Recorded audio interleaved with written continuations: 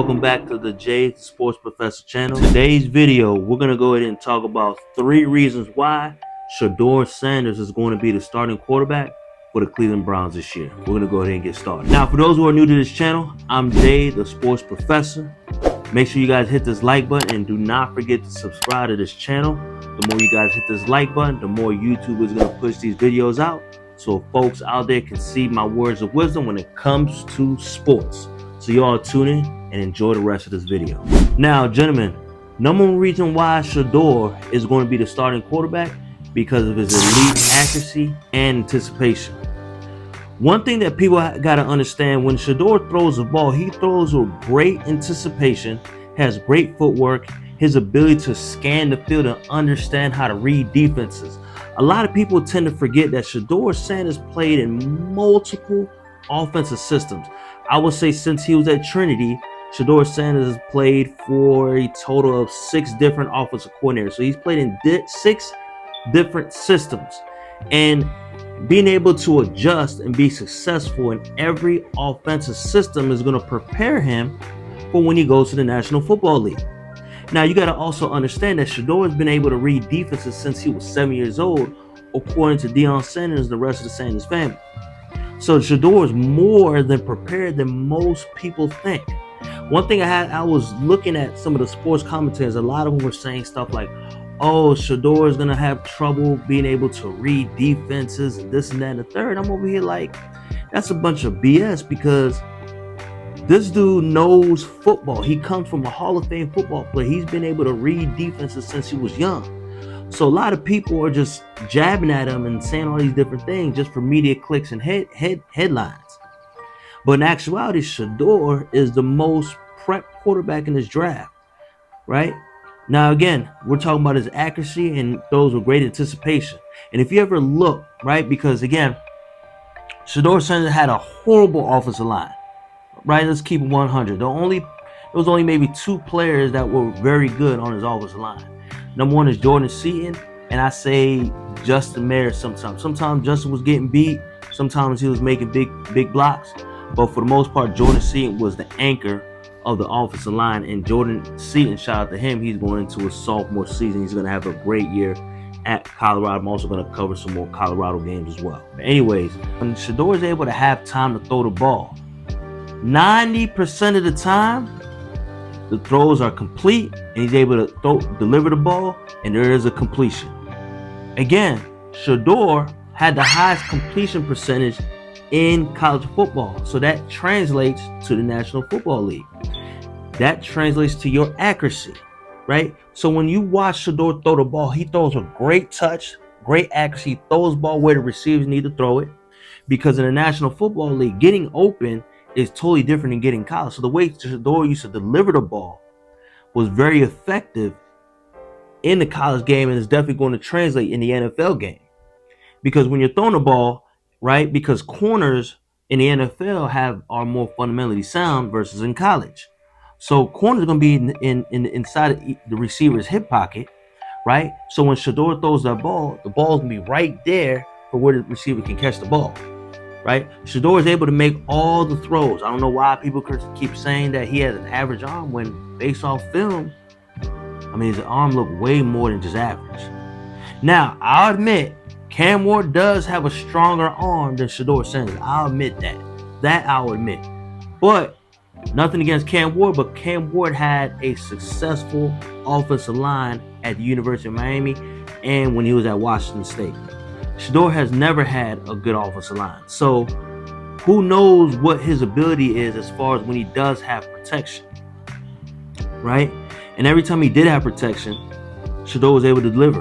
Now, under duress and under pressure, Shedeur was still able to complete passes and be successful and throw the ball with great accuracy, right? So again, his ability to throw with great anticipation and accuracy is definitely accurate. And also, it was cool to see Hall of Fame quarterback Kurt Warner and former Pro Bowl quarterback Drew Bledsoe speak highly on Shedeur.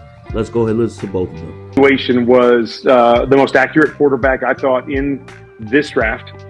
When he sets his feet, when he's comfortable in the pocket, and he delivers the football, the ball goes where he wants it to go. And, you know, this was a quarterback that was asked to have to win football games for his team. I don't think that can be overstated, is that, you go to a team, it's a really good team, and you become a complementary piece. Yeah, your stats might be a little bit better. Your win-loss record might be a little bit better. But to be asked to win games for your team, to have to go out there and throw the ball every single week for your team to be successful, and that's with, an offensive line that struggled over the last couple of years. I think there was a lot to like about Shedeur Sanders. When you watched him play as a former NFL pick, what did you see that you liked or didn't? Did you think he was a first-round player? Yeah, I did, Colin. I thought he was first-round talent. I don't know the guy. I still, it's sort of a mystery to me why he fell as far as he did. But when I watch him, he's accurate. He throws with anticipation. There's a quarterback thing that I always look for if I'm watching quarterbacks. The ones that are successful, you can almost see the future, right? You have to be able to anticipate. You have to throw guys open. If you wait to see a guy open, especially as you rise to the NFL level, then you're behind and you're just not going to be successful. And I've watched that happen with some quarterbacks that had really big arm talent, but they had to wait to see somebody open before they throw the ball. Shedeur seems to be able to anticipate well. I liked watching him play in college. Again, he didn't have a ton, of help up front. He was getting hit.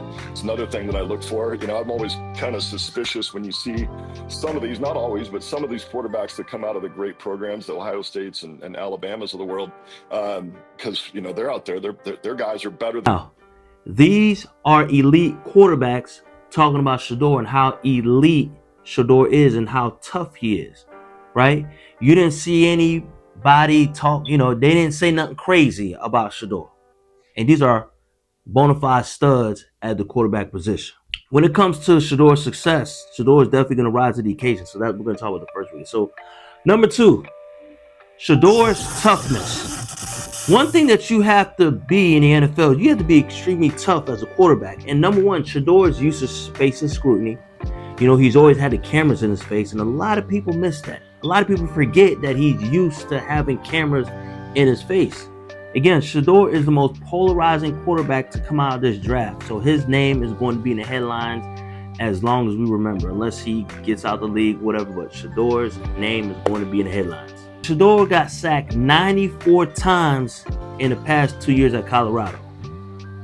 94 times, and he was still able to have a successful passing yards, successful touchdown passes, and less interceptions with a terrible offensive line. What does that say? When Shedeur has a great foundation, when he has people around him, he's going to be even better. And people tend to forget his first game playing against TCU, who the year prior, right, were in the national championship. So that TCU year, 2023, fall 2023, when they played TCU and he threw for 500 yards, the year prior, TCU was in the national champion. So Shedeur is more than prepared as far as toughness, right? If you ever watch him, he will get hit so hard and still be able to throw the ball with absolute accuracy. Remember that Hail Mary pass he threw against Baylor? He was able to complete that, and he was about to get hit. So what I'm trying to tell y'all is, as far as toughness, man, it's a tough dude. This is a tough player. And the Cleveland Browns, man, you guys got to steal out of this quarterback. So I want y'all to really stay tuned and enjoy Shedeur Sanders. It is an open competition at the quarterback position.